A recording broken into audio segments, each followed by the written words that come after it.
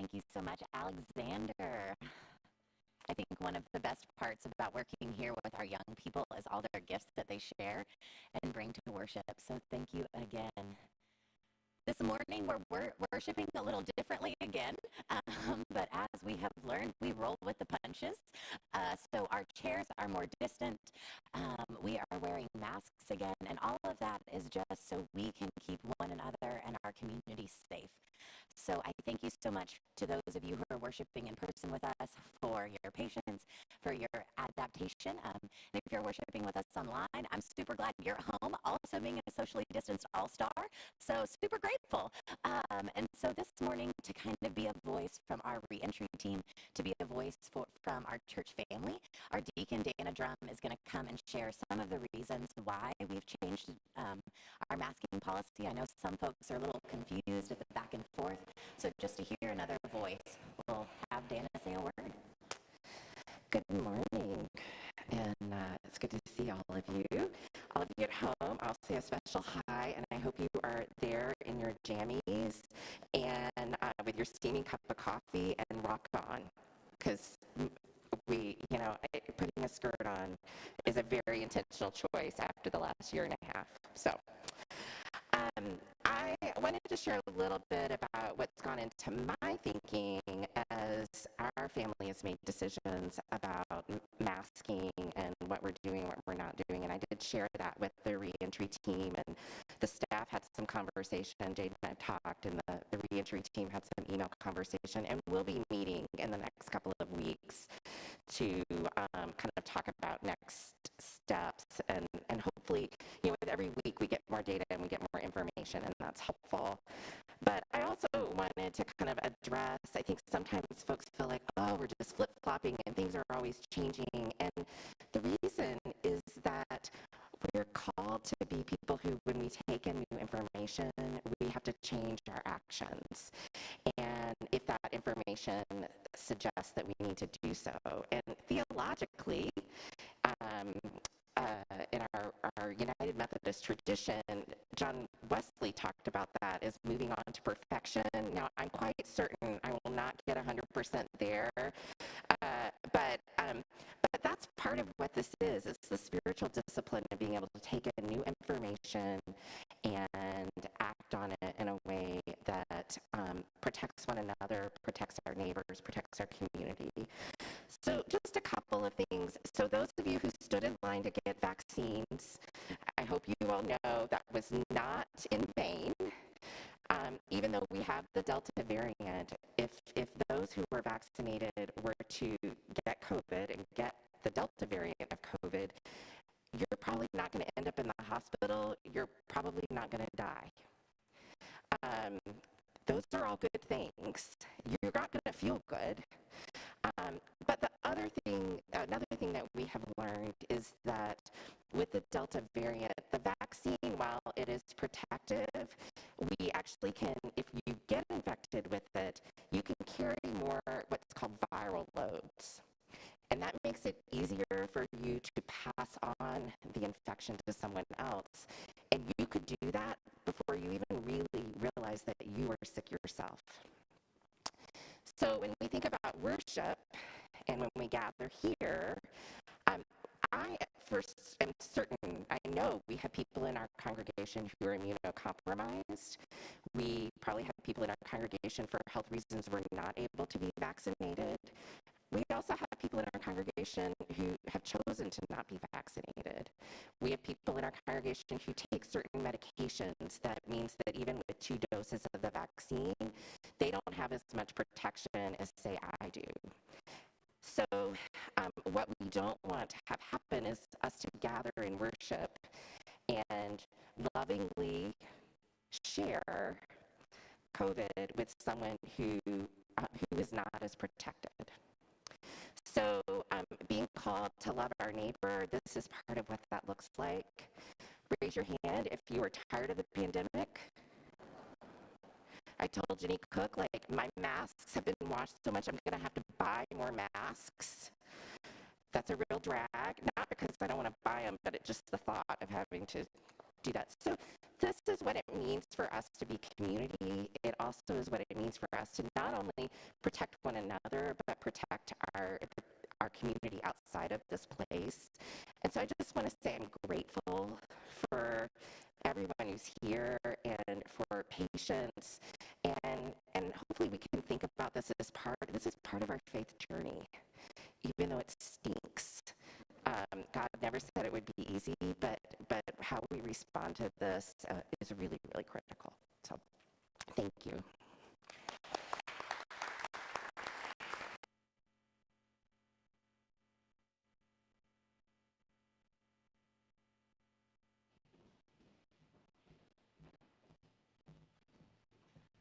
Good morning, everybody. It's good to be back here.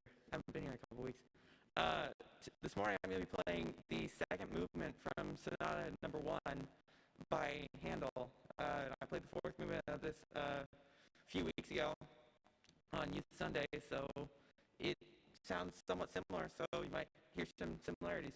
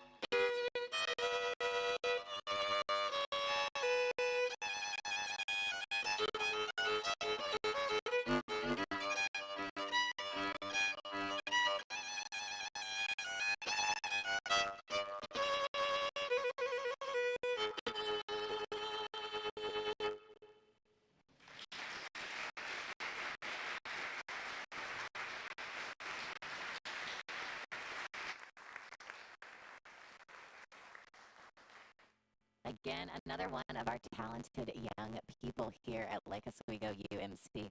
Electric guitar all the way to violin this morning. If you will stand with me, if you're gathered in person, and join me in our call to worship, I will read all of it. If you're worshiping with us online, please take a posture of prayer as you hear these words, as we invoke God's presence in this place. We know God is here, but prayer helps remind us of that. So, congregation, you will respond with what is printed in bold. God is moving in, with, and through all things, through all of us. God is calling us to dream for our lives and for this world. May we have courage to dream big. God has called us to follow, to be the hands and feet of Jesus in this world, to love not just in word, but in action, action that brings hope of new life to all who know struggle. May we have courage to love. God is inviting us, church, to take one step at a time towards a more beautiful world for all. Each day, each minute has an invitation to begin and to continue. May we have the courage to begin again and again. Amen, and you may be seated.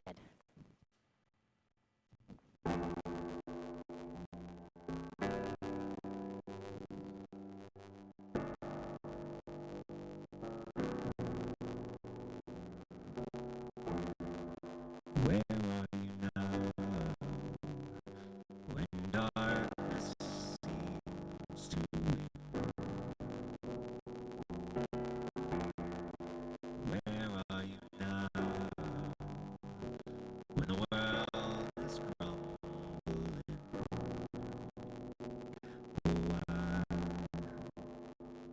Oh, I hear you say, I hear you say, look up, child. Look up, child.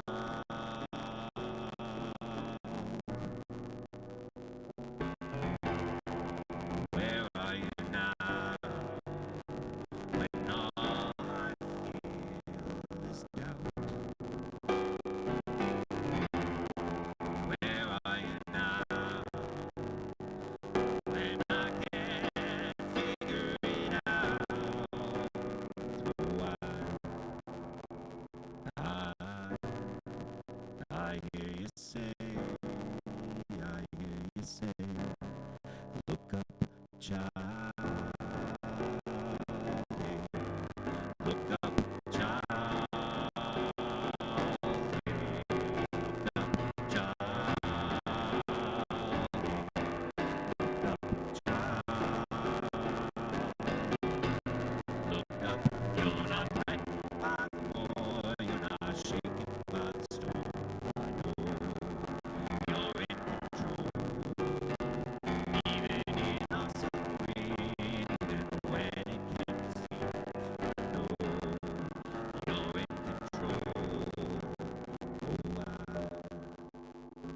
Oh, I hear you say, I hear you say, look up, child. Look up, child. Look up, child. Hey,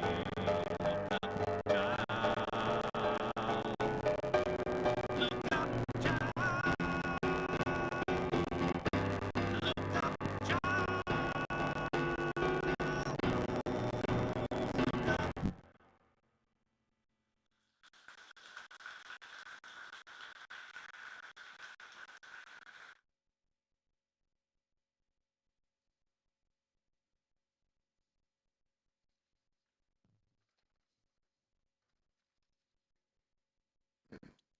Reading from Mark, chapter 1, verses 16 to 20.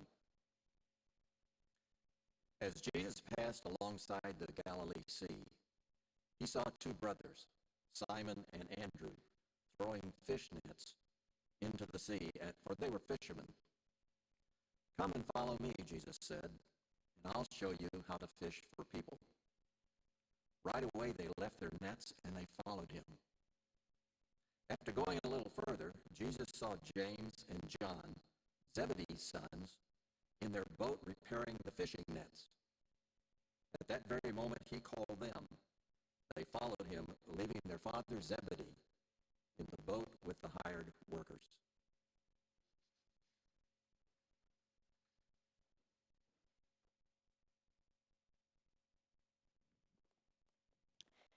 Well, church, this is not the sermon or the worship service that I had in mind for us last month when I was finalizing our plans for this Dream Big series.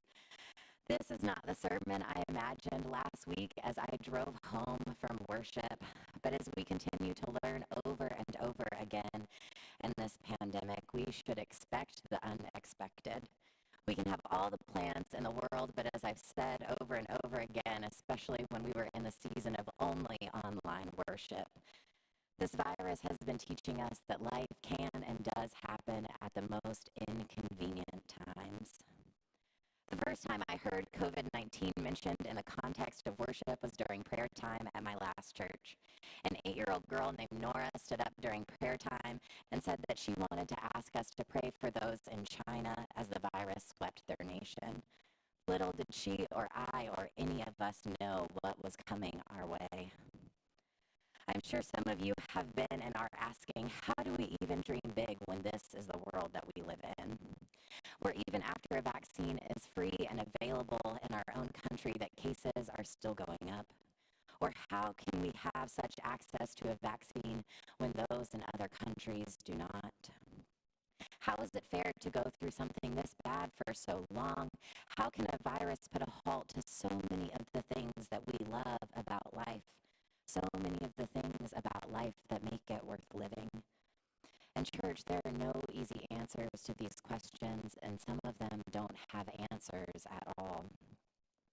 I can't imagine what this pandemic has been like for you, for yours. The kids and the teenagers and the college students struggling to learn online. The ones in multi-generational homes without desks to do their schoolwork. With grandparents who aren't available to help be their teachers as their parents go to work, or those kids who don't have internet. I can't imagine what it's been like for you who are parents or guardians to watch the ones you love struggle as they try to learn not only online but also as they struggle with anxiety and depression in ways you haven't seen before. I can't imagine what it's been like to be those of you who are parents and grandparents and haven't been able to see your kids for days, for months, for a year. I can't imagine what it's like for those of you who are immunocompromised or taking medication that decreases the effectiveness of your vaccine and going out into a world with people wearing less and less masks and not knowing people's vaccination status. I can't imagine the pain of those of you who have lost loved ones to this virus or to other causes and have not been able to grieve them as you long to grieve them as they deserve and as you deserve. We have woken up every day to a confusing world. And I can't imagine what it has been like for those of you who worry what this pandemic is doing to our church. And not just our big denominational church or the global church, but to Lake Oswego United Methodist Church and its future. I don't know what burdens you have carried this year, the work stress, the school stress, the family stress, your own depression and anxiety, your fears and your worries. You know, they say to walk a mile in someone else's shoes, but I don't think we can fully understand anyone else's experience. I cannot know your heart and what makes it heavy better than you do. I can only tell you what it's been like for me, and that the deepest heartbreak of this pandemic has brought me is all the things we as a community haven't been able to do. And I know there is such a great privilege in that for me to say that is my biggest loss this season. I came here 13 months ago, and that has been filled with so many hard decisions, not just for me or for Pastor Michelle, our lead pastor, but these have also been big struggles and big decisions for our staff, for our reentry team, for church council, for our ministry committees like worship and outreach, for our kids, for our youth. Together, we've had to make a lot of tough calls about how to do ministry in such a time as this. This week, we don't get to have our vacation Bible school, and now we are wearing masks again. If these and any of the other decisions we have been making in this season have been difficult for you to hear, or difficult for you to adapt to, I want to be clear and say the whole time we have been making them with you in mind, with how we can love our neighbor and ourselves in such a time as this. And I hope that in your own life you have been asking the same question, that all of your decisions in the season have been not just about your own life, but how you are taking care of the vulnerable around you. How do we love our neighbor in such a time as this? And I think we do that by doing these things to slow the spread of the disease. We protect ourselves and our neighbors as we get vaccinated if we can. We stay masked, we wash our hands, we stay distant, we go to the grocery store once a week, but we also do things like sending notes to friends and family. We FaceTime, we Zoom, we go for walks. Just as any other time, we love with our actions look like in this season. That is what love looks like. We have had a lot of learning, and we did so much of it at the front end of this virus. We know what we need to do right now as numbers increase. And I know it's hard, and all of us raised our hands when Dana said we were over it. But the virus is not over as much as we wish it would be. We had a taste of precedented times for a moment and feel like we're back to where we were months ago. But take heart, beloved church. Each and every day is an opportunity to love our neighbor and witness to the abundant life made known to us in the ministry of Jesus Christ. In him we saw what it meant to love your neighbor as yourself, that the abundant life, that was what those 4 fishermen that Jesus called were following. Abundant life is something known in our physical bodies in the here and in the now as we seek to make the world a better place for all. When we walk the path towards abundant life, it is a testament to all the world that hope is possible, that love is possible, and that they are here. That redemption and grace and abundance is right here, right now, available for anyone and everyone. And it has been a hard year to witness to that. But it can be hard to think about being a witness to abundant lives, to others when we don't feel it in our own lives. As I said earlier, I know each of us have had different kinds of heaviness, different burdens to carry throughout this unprecedented season. But nonetheless, I imagine we've all had a few cards in our deck we'd like to trade. I think many of us have moved up and down and zigzag through the stages of grief, if you know them from Kubler-Ross's work. Shock, denial, anger, bargaining, depression, and acceptance. And I know I have felt so many of those stages at different times. If you spent time with the stages, you know they do not go in a linear fashion from A to B. Instead, they can go around and around, back and forth, jump from here to there. 1 minute we're in shock at the increase of numbers, the next in anger at those who we blame for the numbers increasing, then shock again as a loved one gets the disease, shock at schools being canceled, then the depression of isolation, then the acceptance of things just being the way they are, to being depressed again from missing school, then angry at people, and we just go in this cycle over and over again. But sometimes in life, I think when we find ourselves in the cycle, we just have to accept things for how they are. You know that phrase, I'm sure y'all say it here, but in the South, when life gives you lemons, make lemonade. Sometimes you just gotta sit with the lemons. I know it's simple, but I think sometimes that's all we can do is name a spade to spade, say what Dana said this morning, and say, this just stinks. And that's what church is for. That's what it means to lead in love and in life, is we name the reality that we see before us, that we say that this is hard, and we remind each other that we are not alone. Amidst this pandemic, I looked this morning, and the world has lost 4,298,333 lives. That is the number of loss. That I see shaking heads. I don't know what that looks like, what that feels like for you at home. But those people are friends. Oh God, I haven't cried in front of y'all before. Those are friends, those are parents, those are aunts and uncles. And I know for some of you, those are not numbers, but they are names. Ooh. I'm a really ugly crier too, so I need to get it under wrap. But I'm good at laughing and crying in transition. And we all know some of the names of those numbers. And let us do whatever we can in our power to keep that number down. And those actions that keep cases down, that is what it looks like to live like Jesus lived. That is washing our hands. That is wearing masks. That is staying distant, sending notes. That is what Jesus would do if we still wore those Jayde bracelets. He believed in working for the common good. Just like he called those men by the sea, Jesus is calling us to follow. He is telling us to cast aside our nets, whatever those things are that hold us back from doing what's right. You know, I didn't know until recently, but this piece about being fishers of people isn't actually about saving souls and mass worship campaigns and incredible evangelism.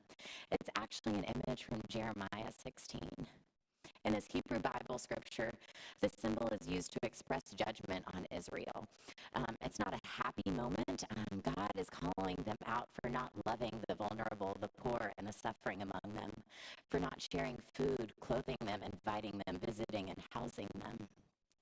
Jesus is not inviting these people on a campaign for Christ to convert the countryside. Instead, he is inviting them to join in the struggle for love and for equity and for justice, a struggle that centers on bringing abundant life for all, for taking care of the most vulnerable among them. Jesus is inviting them to take the next steps towards a more loving and a more just world where everyone has what they need to thrive. Church, this was and this is God's dream. When we talk about dreaming big, this is the big dream that God has for us as a church, that we step into that line of what it means to share this abundant life, to work for abundant life. And this choice we have every day, that in a world full of fear and anxiety right now and tomorrow and day after day, we have a choice to choose love, to love your neighbor as yourself, to do what you can to protect yourself and those who are afraid, those who are most vulnerable in such a time as this. And I think if we're honest with ourselves, we're all a little vulnerable and afraid right now, and that is scary. And wouldn't it be so beautiful to know that everyone was taking care of us too? If we lived in a world where we trusted one another to do what they needed to do to take care of themselves and also us. That is why we have decided to mask again, to embody in this small way our Christian conviction to love our neighbors as ourselves, to witness to our God who is calling us to take part in this dream for all to know abundant life and hope in the present. We are doing this out of love for each other and in the belief that our actions, big and small, matter. By doing this, we are true fishers of people. This is what it means to follow Jesus. Following Jesus is not marked by having a million people in worship on a Sunday, but it is by doing what is right with the knowledge that you have, by taking actions that not only save life, but cultivate living.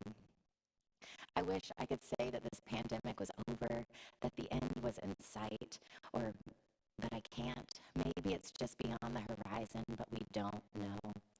But what we do know is that today is a day that we can choose to love our neighbors as we have been called to do. Reverend Dr. Martin Luther King Jr. said, "Faith is taking the first step even when you don't see the whole staircase." How true is it for us that not just in this pandemic, but in life as a whole? And I think that it is not always what it is meant, and I think that's always what it's meant to follow Jesus, that we do the next right thing in faith and hope and love, that as we take that step, we'll see the next, and then we take the next step, and then we can see again, and over. We never know what is going to come our way, but we can take one step in the direction that we know is the most just and the most loving, that then we can do what is Christ-like. And we can take that step in faith and know that we don't do it alone, that God is with us, that Christ is calling us, and the Spirit is moving in with and through us. And whether you're online or in person, take a look around this room. Really do it. I had you do this once before. I can see you if you don't. If you're at home, you can look at the numbers on the top of your screen worshiping with you and see a few of these people in this room with us. But we don't just have a God who is off in space, looking down on us as we struggle, but we have a God who makes their face known in each one of you. That in this body we have one another for times such as this, to remind ourselves to continue, that we do not take any step alone, that you are not alone. We have each other for this journey.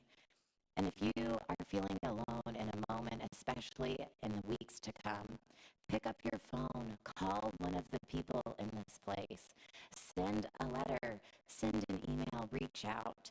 And even if you are not feeling alone, do that for someone else, because you never know how much it might mean. My senior year of high school, to transition a little bit as we closed, was probably one of the most tumultuous of my life. My family life was super chaotic, and over the course of the year, I didn't know if I was going to be able to go to college. I didn't know if I'd have a car, a roof over my head, or even a cell phone. I was honestly terrified of what would become of my life. But alas, I still had to go to school, and so to AP English I went, and I had a teacher named Miss Brown, and she gave us a task. And so Miss Brown went around and handed out pieces of paper and envelopes. Does everyone have one? Raise your hand. If not, you also need a hymnal. Camden, if I could have you hand some papers and hymnals and envelopes and pens to the folks in the back. And if you're at home, you can go ahead and pause the service and grab a pen, a piece of paper, and an envelope, and then rejoin us when you're ready. I know you've been dying to know what you're going to do with that piece of paper. But so in our time in English class, Miss Brown looked out at all of us, and most of these kids were people who were going on full rides to Vanderbilt, to Auburn, to, all these big schools. Let alone me, I had no idea where I was going. And so she had us sit down and write a note to ourselves. So she had us write this letter, and she said, you can write whatever you want, and I am going to mail it to you in a year. Yeah, I know. And college seniors, people are putting like $20 bills in those envelopes and all that kind of thing. Just in case mine got lost in the post-it system or the transit system, I only put a $5 bill because it was a lesser risk. But I remember thinking hard over what am I going to write in this letter. It was a season where I didn't even know where I would live. I didn't have a family that I could go home to, so I thought about a church family member that I had and ended up sending the letter to their house. And a year from that date where I didn't know if I was going to be able to go to school, if I was even going to have a roof over my head, I get that letter in my college campus mailbox from my church family member who mailed it to me, and my $5 bill. And it was amazing to see and to have the realization that even in a season where I didn't know what was going to happen, that good came, that hope came, that love came, that my church family showed up for me, that life showed up. I think that God showed up through all of those people. And I was in college. I was getting my degree. I had friends, and I was having an incredible time. But college senior Jayde didn't know that was on the horizon. She only knew that life was really scary right now, that life was really unknown right now. So in our next couple minutes, as Chris comes up, he's going to play a song, and you are going to write a letter to yourself.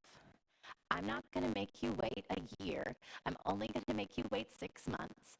And whatever encouragement that you think that you need over these next 6 months, I want you to write it. If you're at home, you're still going to write this note.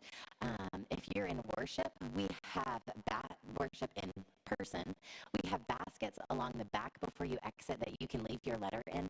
Please address it, or at least write your name on the front envelope. That way we don't have to read what you wrote. And if you're online, you can mail your letter to the church with a please send back sticky note or piece of paper on the inside, and we'll be sure to take care of that. Church, we are being invited to walk towards an abundant future for our communities and for ourselves. It is God's dream for the world to know this hope and abundance. As you continue to dream big in your own personal life, I ask you to look for the places where your life, where your dreams connect to God's. When you can see how your own longings and your hopes connect you to the abundant life that God hopes for you and the world. So take some time to think what 6 months from now you need to hear. And as we close, I call you to continue, as so many of us prayed in our communion liturgy last week. Continue to walk bravely. Continue to show up with hearts of love and justice in a world that is heartbreaking. Continue to show up as you are. Continue being a part of making it more beautiful each and every day with each and every step you take. And I promise in doing so, even if you don't know it, you will be taking part in walking towards God's dream for all of us. Amen.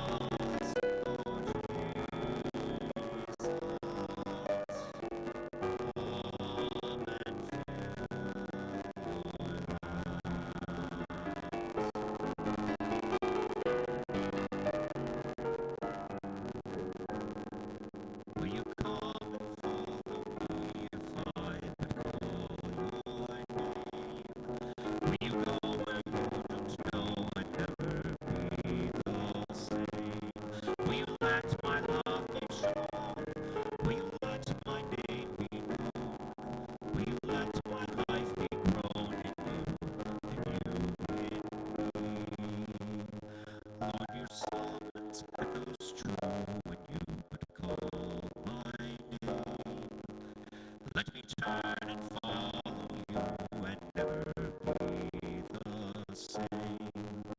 In your company I'll go, where your love and footsteps show. Thus we'll move and live and grow in you, and you in me.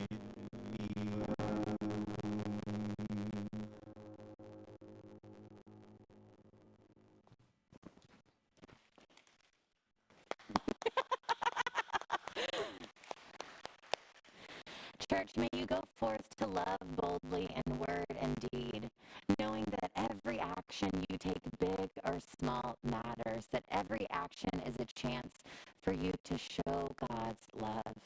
Go in peace, knowing that you are loved and held by the God of all creation and by each and every person here in this room and online, and those who took the Sunday to sleep in, because that's okay too. So we love you, we're grateful for you, and we still have coffee hour this Sunday, but we ask that you're just mindful of distance and enjoy that time together. Go in peace.